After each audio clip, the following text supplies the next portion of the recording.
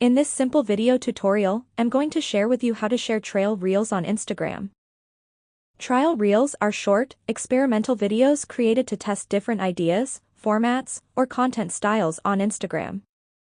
They help creators explore what resonates with their audience by analyzing engagement metrics.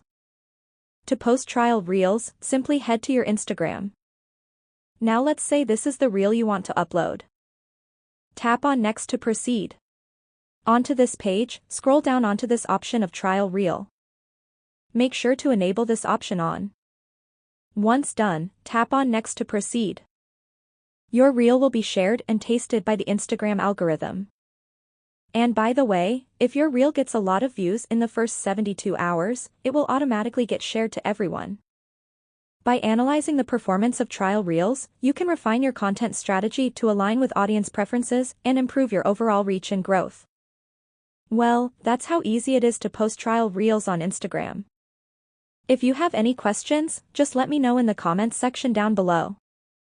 Please don't forget to leave a like, share and subscribe for more video tutorials like this one.